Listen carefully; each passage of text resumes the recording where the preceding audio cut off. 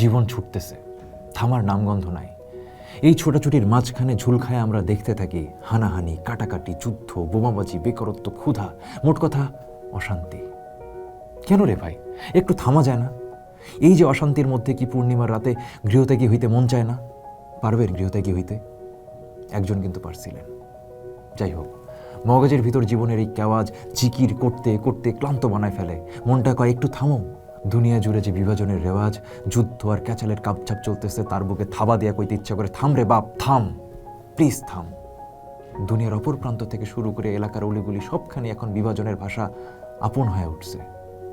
সহিংসতা যেন ডাল ভাত মানুষের কাছে। এই সব কিছু থামবে কখন? এই থেমে যাওয়াটা গুরুত্বপূর্ণ হয়ে উঠতেছে কেন? থামাথামির আলাপে জরুরি হয়ে আসে অঙ্গুলিমালের ঘটনা। সে ছিল একাধারে নামকরা এক ডাকাত, খুনি, নিষ্ঠুর নির্দয় এক লোক।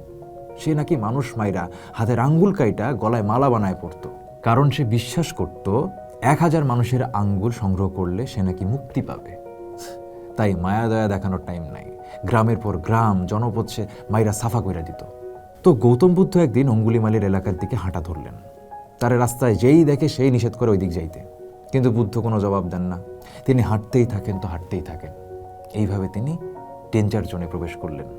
অঙ্গুলিমালের নজরে আসে এক ভিক্ষু এই দিকে আসতেছে।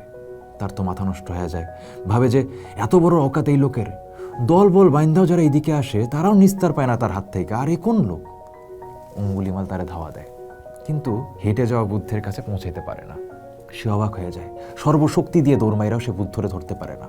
অথচ বুদ্ধ নির্বিকারভাবে হাঁটে আর হাঁটে। শেষমেশ অঙ্গুলিমাল বলেই ফেলে, থামো সন্ন্যাসী, থামো। বুদ্ধ জবাব দেয়, আমি থেমেছি অঙ্গুলিমাল, তুমিই থামো। এই যে থামতে বলা, এইটার মাহাত্ম্য বিশাল আকার ধারণ করলো। বুদ্ধের এই থামা মূলত হিংসা থেকে বাইর হয়ে আসা, ঘৃণার চক্র ভাঙা, প্রতিশোধের অন্ধ দৌড় থামানো। অঙ্গুলিমাল এই বিষয়টা অনুধাবন করতে পারলেন। হাত থেকে অস্ত্র ফেললেন, শান্ত হইলেন, বুদ্ধের নিকট নিজেরে সমর্পণ করলেন। খুনি ডাকাত থেকে হয়ে উঠলেন সাধক। প্রায় একই রকম একটা ঘটনা ঘটে আরও পরে। কলিঙ্গ যুদ্ধের পরে সম্রাট অশোক যখন ধ্বংসের নমুনা, লাশের সারি, ভয়াবহ শূন্যতা সব দেখলেন, তার বুকের ভেতর হাহাকার কইরা উঠল।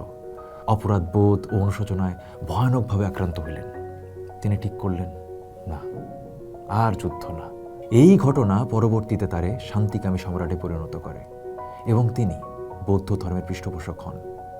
যদিও বিশিষ্ট ভরততত্ত্ববিদ এ.এল. বাসামের মতে অশোক যে ধর্মের প্রচারক ছিলেন তা আদৌ বৌদ্ধ ধর্ম ছিল না। তবুও অশোকের পৃষ্ঠপোষকতার ফলে তার শাসনামলে মৌর্য সাম্রাজ্য ও অন্যান্য রাজ্যে প্রায় 250 খ্রিস্টপূর্বাব্দ থেকে বিশ্বব্যাপী বৌদ্ধ ধর্ম ব্যাপকভাবে বিস্তার লাভ করে। ইতিহাস থেকে লাভ মেয়েরা বর্তমানে আসি। দেখেন, দুনিয়া অশান্ত। আচ্ছা, দুনিয়ার দিকে তাকানোর আগে একটু নিজের ঘরের দিকে তাকাই। কি পাইলাম আমরা একটা অভ্যুত্থানের পর? সেই একই ট্যাগিংয়ের রাজনীতি, অপনয়নের রাজনীতি, মবের খেলা, বাউলের উপর হামলা, মাজারে মাজারে হামলা, আর কত কি।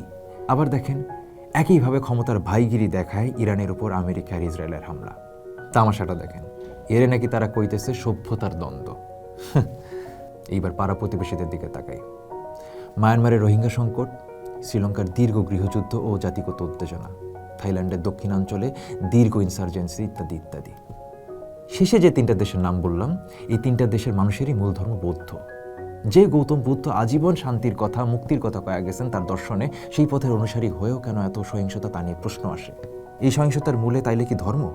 না, একেবারেই না, বরং ক্ষমতা, পরিচয়, ভয় এবং রাজনৈতিক সংঘাতি এর কারণ। গৌতম বুদ্ধ কিন্তু কখনোই বলেন নাই দুনিয়া জয় করতে। তিনি সবসময় কইছেন নিজের দিকে তাকাইতে। এই তাকানো হইল নিজের ভিতরে তাকানো, আত্মার দিকে তাকানো। দুঃখ শুরু হয় ভিতর থেকে, আর মুক্তির সন্ধানও ভিতরেই। আজ আমরা এমন এক পৃথিবীতে আছি যেখানে যুদ্ধ লাইভ কন্টেন্ট, ঘৃণার ট্রেন্ড, বিভাজন রাজনৈতিক পরিচয়। তাই পেছনে তাকালে দেখতে পাই অঙ্গুলিমাল শেখাইছে মানুষ চরম অন্ধকার থেকেও ফেরত আসতে পারে। অশোক শেখাইছে ক্ষমতার চূড়ায় দাঁড়ানোর পরেও মানুষ থামতে পারে। বুদ্ধ শেখাইছে থামা মানে হেরে যাওয়া না, থামা মানে জেগে ওঠা। বুদ্ধ পৃথিবীকে বদলাইতে আসেন নাই, তিনি মানুষকে থামতে শিখাইছিলেন। অঙ্গুলিমাল দেখাইছেন মানুষ বদলাইতে পারে, অশোক দেখাইছেন ক্ষমতাও থামতে পারে, আর বুদ্ধ প্রশ্ন রেখে গেছেন, তুমি কি থামছো? এই থেমে যাওয়া তাই গুরুত্বপূর্ণ হয়ে ওঠে।